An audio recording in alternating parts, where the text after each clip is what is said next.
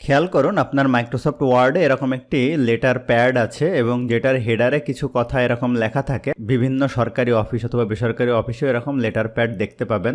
যখনই আপনি নতুন করে কোনো লেটার লেখেন, যেমন আমি নিচের পেজের দিকে যদি যাই, দেখেন নিচে গেলাম, এই যে অটোমেটিক কিন্তু এই প্যাডটা লেটার প্যাডটা চলে আসছে এবং এই উপরে যে আমার যে লাইনটা, এই লাইনটাও কিন্তু অত চলে আসছে।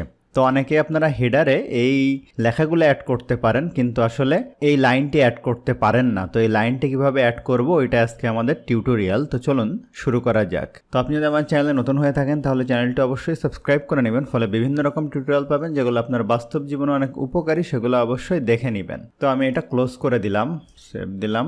আমার কাছে আরেকটি ডকুমেন্ট আছে, দেখেন যেটার হেডারের ভিতরে এরকম লেখা রয়েছে। হেডার ফুটার হয়তো আপনারা অ্যাড করতেই পারেন, যদি না পারেন তাহলে আমার এই সম্পর্কিত টিউটোরিয়াল আছে, আপনারা দেখে নিতে পারেন। তো হেডারে এরকম রয়েছে, কিন্তু আপনি এখানে একটি লাইন অ্যাড করতে চান। অনেকে যেটা করেন ইনসার্ট থেকে, শেপ থেকে লাইন ইনসার্ট করেন, যেটা করলে আসলে কিন্তু অনেক সময় ভালোভাবে হয় না। তো এটার জন্য অর্ডার বাই ডিফল্ট অপশন রয়েছে। তো আমি এখন হেডারের উপরে ক্লিক করব, যেখানটাতে ইনসার্ট করব লাইন, এখানটাতে ক্লিক করব।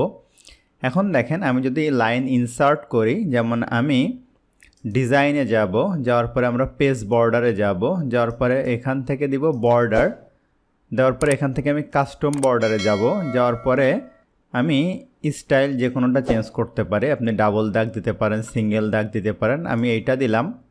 কালার আমি দিলাম হচ্ছে ব্ল্যাক কালার, আর এখান থেকে আমি হোয়াইট ছোট বড় করে দিতে পারি। 3 পয়েন্টটা হচ্ছে স্ট্যান্ডার্ড।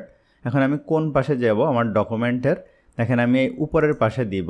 দেওয়ার পরে যদি আমি ওকে করি, এখানে একটা অসুবিধা হচ্ছে, দেখেন এই বাম পাশেও ফাঁকা থাকে, ডান পাশেও ফাঁকা থাকে। তাহলে এই সমস্যার সমাধান কিভাবে করব?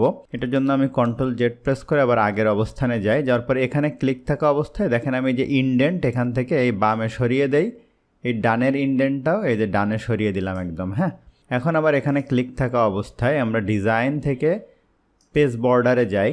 যাওয়ার পরে এই যে পেজ বর্ডার থেকে আমরা শুধু বর্ডারে যাব, যাওয়ার পরে এখান থেকে কাস্টমে যাব।